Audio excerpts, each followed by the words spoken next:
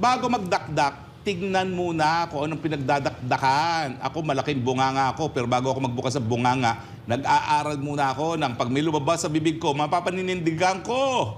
Halika, sige, magdebate tayo kung pwede kang maglitis ng treason. Tama yung mga binabato mo.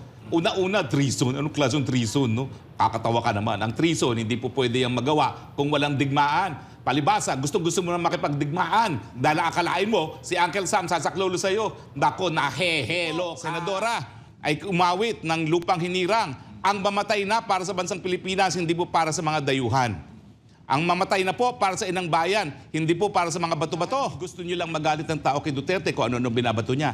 Bakit? Minawala bang ni 1 inch na teritoryo sa panahon ni Duterte? Wala po!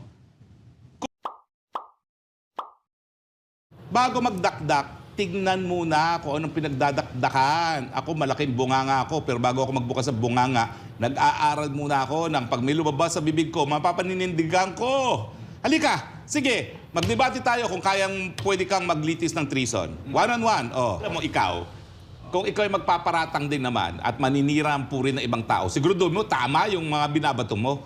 Una-una, treason. Anong klaseng treason, no? Kakatawa ka naman. Ang treason, hindi po pwede yung magawa kung walang digmaan. Palibasa, gusto mo na makipagdigmaan. Dahil akalain mo, si Uncle Sam sasaklolo sa'yo. Nako, nahehelo ka. Hindi para makipaggerang dayuhan sa Pilipinas. Bago magkaroon ng treason, dapat muna may digmaan. Yan yung mga makapili na panahon ng digmaan, nung pangalawang pandaigdigan digmaan, kumampi sa kalaban. Bakit? May gera na ba? Although hindi kita maintindihan, bakit gusto mo kasi magkagera? Dahil ba tutubo at kikita yung mga Amerikanong gumagawa ng bomba at mga baril? Abay, kailan ka pa naging kakampi ng mga tagagawa ng baril at bomba? At kailan ka pa nagnanais na gustong mamatay ang mga kapwa Pilipino sa gera na hindi natin mapapanalo?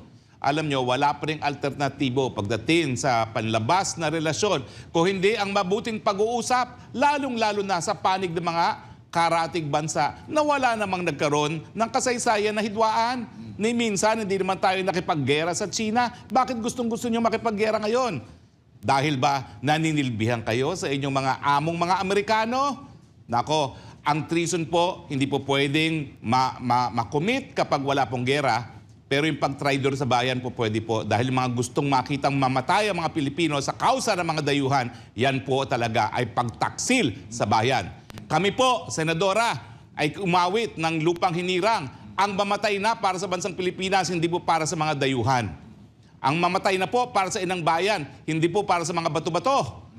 At kinakailangan talaga pag-aralan bago ka dumakdak. Yun nga ang sariling tribunal kung saan tumungo yung among presidente dati, nagsabi, hindi po pwedeng matrato na EEZ ang Ayungin Shoal habang ito'y militarized. At ito'y naging militarized dahil ginawa nga natin commissioned naval vessel ang Sierra Madre.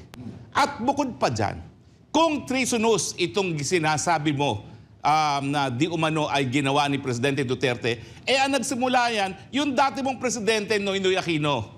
2013 pa, inanunsyo ni Secretary Gasmin na pumapayag ang Chino kung ang delivery sa Sierra Madre ay tubig at pagkain, pero hindi sila pumapayag kung ito ay repair and construction materials. Kung treasonous yan, di dapat talagang ang unang malitis yung dati mong presidente. Kaya nga lang, namatay na. Pero po pwede pa rin litisin yung mga Secretary Gasmin kung talagang krimen yan. Ang problema nga, gross ignorance of the law ka naman. Mambabatas ka. Alam ko hindi requirement na ikaw ay maging abogado para maging senador. Pero dapat alam mo ang batas.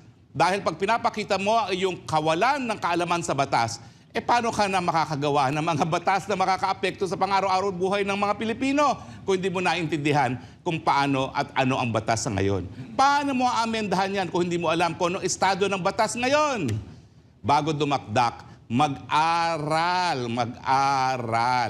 Okay? Bago dumakdak, isipin mo na hindi lang ikaw ang nagmamahal sa bayan.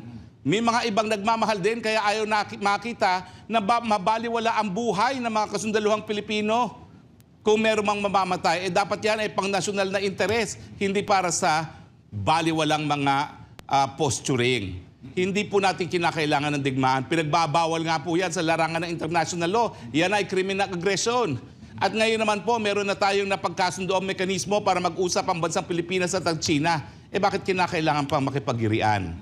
Yan ang hindi ko po maintindihan. Sagutin niyo po yan. Anong mahihita ninyo kung mamamatay ang mga Pilipino sa gera na hindi naman natin mapapanalunan? Yan po ay pag-traidor sa pangnasyonal na interes. Hindi po triso dahil wala naman pong gera. Pero yun nga po, nakakalungkot ano na nangyari sa kalidad ng ating mga mababatas na ang basic na, alam mo sa Revised Penal Code kasi, Article 1 yan eh. Yan yung kauna-unahang krimen na nakasaad sa Revised Penal Code. Yung krimen ng treason. Bakit ka hindi mo malang alam kung ano yung krimen na yan? Bago manira, siguraduhin na tama naman yung mga sasabihin mong panira. Dahil pag hindi ka magiging kapanipaniwala. At sa totoo lang, hindi ka naman talaga pinaniniwalaan. Pero attorney, di ba itong agreement na ito ay matitrace natin way before panahon pa ng kanyang pinanungkulan din dahil naging ano din siya noon, parte ng di ba, gabinete, Pinoy administration. Oo, yan ang nag-appoint sa kanya sa PhilHealth na dahilan kung bakit sa tingin ng marami, siya finally nagwagi bilang senador sa pangatlong attempt, no? Ang nag-una, ang talagang nagpasimuno ng ganyang palisiya, Noynoy Aquino. Di administrasyon niyo yan. Bakit ngayon sasabihin mong treasonous, palibasa, binibintang mo kay Presidente Duterte? Panindigan mo yan. Pag napatunayan namin na si Noynoy Aquino ang nagsimula, di dapat sabihin mong treasonous din. Sisirain mo pa ang memorya ng isang namatay na. Bago magdakdak, tignan muna kung anong pinagdadakdakan. Ako, malaking bunganga ako, pero bago ako magbukas sa bunganga, nag-aaral muna ako ng pag may lumabas sa bibig ko, mapapaninindigan ko. Halika, sige, magdebate tayo kung pwede kang maglitis ng treason. One-on-one, Sige nga. Hindi naman po pwede dahil nga hindi mo alam kung anong batas. Okay? Bakit, attorney, pinag-iinitan kayo? Di ba yung ginawa din ng dating Senador Sonny Trillanes, hindi ba yung may kukonsiderang treason din? Hindi yan treason kasi walang pa rin gera. gera. Pero pagtataksil yan. Kasi doon sa mga patapos niyang 16 beses ata siyang balik-balik doon, nawala sa atin ang Scarborough Shoal. Ang punto ko, bakit hindi niya tinawag na gano'n? Yung parang inakusaan o sinabihan ng ganyan. Magkakampi kasi sila, syempre, no? Alam mo, ito lang ang aking masasabi. Pagdating sa pagsulong ng nasyonal na interes, lalo na sa usapin ng hidwaan sa teritoryo, dapat nagkakaisa ang Pilipino. Hindi dapat pinupolitika. Dahil gusto niyo lang magalit ng tao kay Duterte kung ano binabato niya. Bakit? Minawala bang ni isang inch na teritoryo sa panahon ni Duterte? Wala po! Kung dumisaw, kung ikaw ay magpaparatang din naman at maninira ang puri ng ibang tao, siguro doon mo, tama yung mga binabato mo. Una-una, treason. Anong klaseng treason, no? Kakatawa ka naman. Ang treason, hindi po pwede yung magawa kung walang digmaan. Palibasa, gusto mo na makipagdigmaan. Dahil akalain mo, si Uncle Sam sasaklolo sa'yo. Nako, nahehelo ka.